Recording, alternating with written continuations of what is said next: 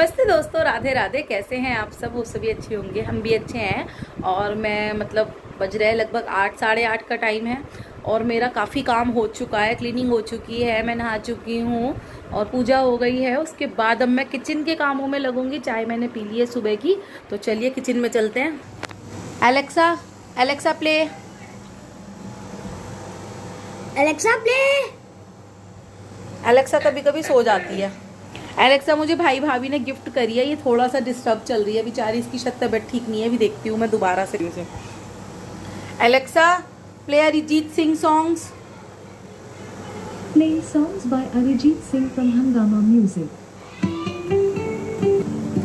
थोड़ा ऊंचा सुनती है हमारी एलेक्सा, कोई बात नहीं, अच्छी है, मगर काम चल रहा है हमारा बहुत अच्छे से।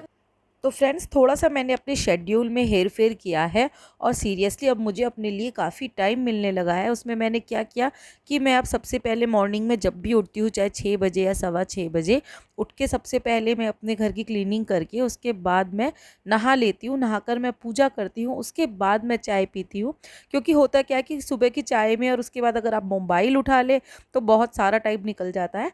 तो मैं अब वो सब काम पहले कर लेती हूँ जो ज़रूरी होते हैं। उसके बाद जब मैं अपनी बैटरी लेके बैठती हूँ तब मैं अपना मोबाइल चेक करती हूँ। तो इस तरह से ना मेरे मॉर्निंग के काम बहुत ज़्यादा इजी हो गए हैं। और माधव की कुछ दिन के लिए छुट्टी पड़ी है, बीच में पता नहीं क्यों 2-4 दिन का ब्रेक पड़ा है। तो माधव मेरे साथ जो हमने पहले दिन कपड़े धोए थे, सुखाए थे, उन सबको वो संगवा रहे हैं। क्योंकि हुआ क्या कि धूप नहीं निकली थी, बारिश का मौसम था, तो इसीलिए टाइम लग गया उन्हें सूखने में और अब वो अच्छे से सूख गए हैं। इतने दूसरी लॉन्ड्री मेरी चल रही है, यानी बाहर कपड़े धुल रहे हैं मशीन में और जो पहले के कपड़े थे उन्हें हम संगवा रहे हैं। तो बेडशीट्स हैं ये, जो जहाँ की है उन्हें मैं वहाँ सेट कर रही हूँ। जो दीवान में रखनी है दीवान में रख रही हूँ और जो अलमारी में रखनी है वो अलमारी में रख लूँगी। इस तरह से मैं जो है अपने काम बीच बीच में सेट करती रहती हूँ। और सीरियसली थोड़ा सा ही टाइमिंग में अपना चेंज किया है और काफ़ी टाइम अब मुझे मिलने लगा है। और आज घी बनाना था तो मलाई जो थी वो इकट्ठी हो गई थी, तो मैं उसे भी बीच में अब आ गई हूँ और इसे बिलो दूँगी। और ये जो हैंड ग्राइंडर है इससे मैं बीच बीच में चलाती रहती हूँ। लगातार चलाने से ना ये गर्म ज़्यादा हो जाता है, तो थोड़ा थोड़ा रुक रुक कर मैं इसे चलाती हूँ। अब दीप भी इतने शार लेके आ गए थे तो उनके शॉप के जाने का टाइम था। तो जो मैंने आटा जो था वो पहले ही करके रख दिया था। और एक दिन पहले की मेरे पास जो बर्गर बनाए थे उसकी पिट्ठी रखी थी आलू की, तो उसको भर के मुझे पराठे सेकने थे। तो पहला पराठा तो मैंने ये गाय का सेक दिया। अब मुझे जब देखा तो वो 2-3 लोई पहले दिन की रखी थी, तो मुझे लगा पहले इसे ख़त्म कर लेना चाहिए।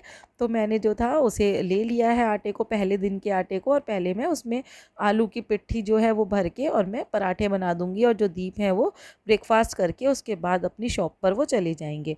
तो इस तरह से मेरे काम जो हैं वो काफ़ी ईजी हो जाते हैं और सीरियसली मुझे अपने लिए अब थोड़ा सा ज़्यादा टाइम मिलने लगा है।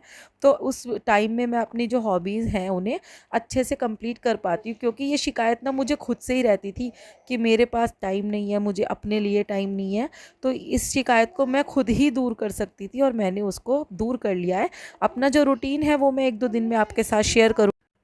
हम वुमेंस क्या करती हैं ना कि सबसे पहले फैमिली में अपने आप को खो लेती हैं और अपने आप को ढूंढ ही नहीं पाती हैं। क्या मतलब, सुबह से लेकर रात तक फैमिली की ज़रूरतें पूरे करते करते करते अपनी जो ज़रूरतें होती हैं उन्हें साइड में रख देती हैं।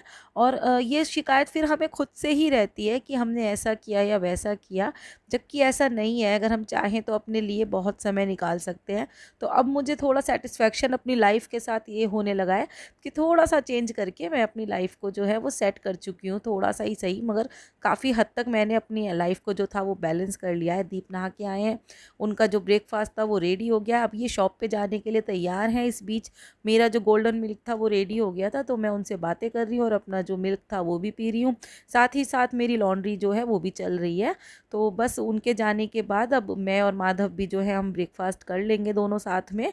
और केशव गया हुआ है स्कूल, केशव को आएगा थोड़ा लेट अभी। तो इस बीच हम दोनों मम्मा बेटा ने जो था अपना ब्रेकफास्ट कर लिया। और काफ़ी टाइम बाद आज हमने ना शिनचैन। हेलो फ्रेंड्स, तो बज रहे हैं शाम के 4:30, मैं रेडी हूँ। केशव कहाँ जा रहे हो बैग लेके?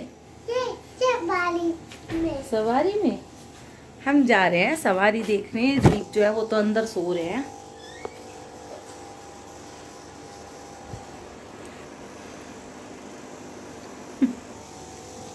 वो सो रहे हैं, उनकी लाइट ऑफ कर देती हूँ। बाय, जा रहे हैं हम जी। और हम जा रहे हैं सदर में। जगन्नाथ जी की यात्रा निकल रही है, बहुत अच्छी निकलती है। अब की बार कोविड की वजह से वो 2 साल बाद निकल रही है, तो हम जगन्नाथ जी के दर्शन करने जा रहे हैं। आपको भी दर्शन कराएंगे, चलिए हमारे साथ सदर। और आज डेट है 1 जुलाई और निकल रही है जगन्नाथ जी की यात्रा, जो कि पुरी में भी शुरू हो गया है जगन्नाथ जी का यात्रा। तो यहाँ मेरठ में भी बड़े धूमधाम से जगन्नाथ जी की यात्रा निकाली जाती है। और ये है वो मंदिर, बिल्वेश्वर नाथ जी का मंदिर है। किसी दिन आपको इनके दर्शन कराऊंगी। यहाँ से जगन्नाथ जी की यात्रा शुरू होती है अंदर से। और ये देखिए, आज तो पूरे सदर में ना जहाँ भी आप नज़र दौड़ाएंगे उसी यात्रा की रौनक और धूम हमको मतलब दिखाई देती है। और इस यात्रा की सबसे ज़्यादा खासियत ये है कि इसमें इतना प्रसाद मिलता है, क्योंकि जगन्नाथ जी को ना प्रसाद का ही मतलब बहुत शौक था। उन्हें खिचड़ी का मतलब हर चीज़ का शौक है, तो उन्हीं का भोग लगाया जाता है। तरह तरह के पकवानों का भोग लगाया जाता है और वही सब पकवान फिर इस यात्रा में बंटते हैं।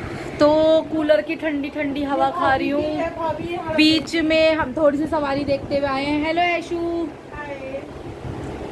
ये है मेरी अच्छू मौसी। केशव रिक्शा ठीक करता हुआ अपनी। और सोनू के हाथ की एक गर्मा गर्म चाय पीने के बाद हमारे जो मार्केट है, सदर का मार्केट, वहाँ पर भी जगन्नाथ जी की यात्रा आ गई थी। तो हम सब वहाँ चले गए यात्रा देखने के लिए, और गीता दीदी भी साथ में ही थी। और बहुत अच्छा लगता है, बचपन की सारी यादें इस यात्रा के साथ जुड़ी हुई हैं। तब कभी हमारे बीच बच्चों के बीच ना एक कॉम्पिटिशन हुआ करता था कि देखते हैं किसके पास ज़्यादा टॉफ़ीज़ होंगी या और चीज़ें, क्योंकि इसमें बहुत सारी चीज़ें मिलती हैं, बहुत मज़ा आता है। और देखिए गीता दीदी किस तरह से आइसक्रीम का मज़ा ले रही हैं। और मतलब सब ने ही हमने खूब इंजॉय करा यहाँ पर। और सबसे अच्छी बात ये रहती है कि घर के सब लोग, आस पड़ोस के सब लोग मिलते हैं। और लड़कियाँ तो स्पेशली ना अपने ससुराल से जो लोकल होती है कोशिश करती हैं कि इस यात्रा को देखने ज़रूर आए। जैसे कि मैं गई हूँ भाग भाग के अपने बच्चों को लेके, उसी तरह मेरी और भी बहनें थी जो सब आई थी यात्रा देखने। और ये हैं पापा। पापा को भी खूब मज़ा आता है और बड़ा अच्छा लगता है बच्चों को भी। इस यात्रा में सबका दिल खुश हो जाता है, और शुरू से ही शौक़ रहा है हम लोगों को। और फाइनली आ गया है डोला, जगन्नाथ स्वामी का जो डोला है वो आया है। यानी कि कृष्ण भगवान और बलराम जी अपनी बहन सुभद्रा को शहर भ्रमण के लिए लेके चलते हैं अपने साथ। तो वही रौनक यहाँ हो रही है। और ये जो भैया है मतलब ये समिति के अध्यक्ष हैं, और पापा उनके मतलब पापा के साथ मिलने वाले हैं वो। तो ये देखिए कितना सुंदर डोला सजा हुआ है, और बहुत सुंदर। ये चांदी का रथ होता है जिस पे जगन्नाथ जी बैठकर आते हैं। पहले तो ये रस्से से मतलब हाथ से लोग खींचा करते थे, अब कुछ सालों से ये ट्रैक्टर ट्रॉली से खींच रहे हैं मतलब रथ को।